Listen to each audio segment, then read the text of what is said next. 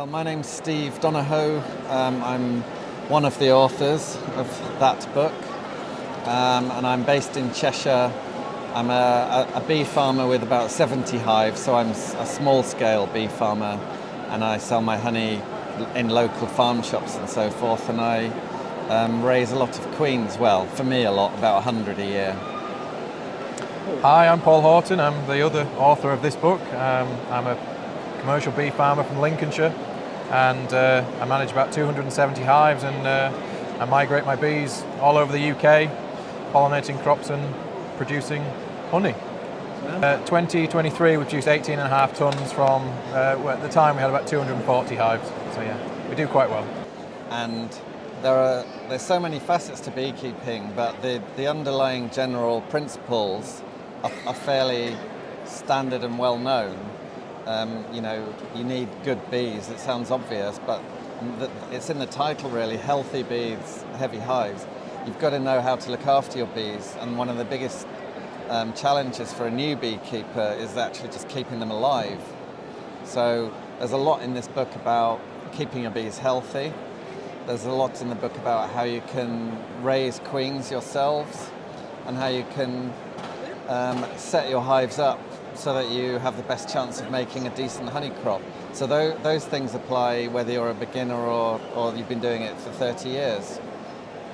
Yeah, I think we cover all aspects of beekeeping in some form. You know, we talk about spring management, disease and health of colonies, and how to identify certain diseases and pests and how to manage them.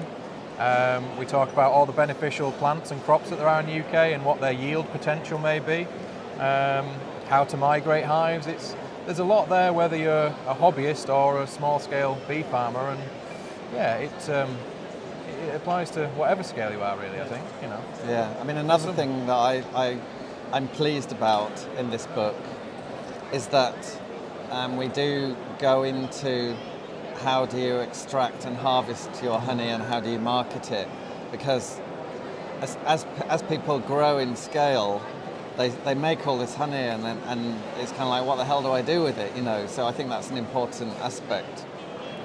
There's part of this book that you probably never see anywhere else either. We get into the quite nitty-gritty of not just the finances but the running costs and some really sort of details about running a bee farming business that you won't see anywhere else. You know, cost per colony, how much it costs to treat and medicate and feed your hives, and on an individual colony level, and you know how much it costs to operate as a business of 200 hives. You don't see that elsewhere really.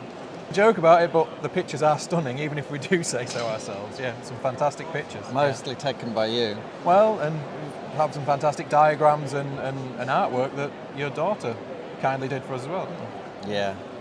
No, actually that's true. My daughter was a big part because she did all the diagrams that show you step-by-step instructions. So there's instructions on queen rearing, swarm control, and how to introduce a queen and so forth. So it was a team effort. Yep.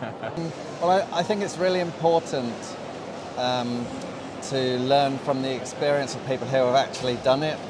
They're not just we're not just people who've got 2 hives and we've read lots of books.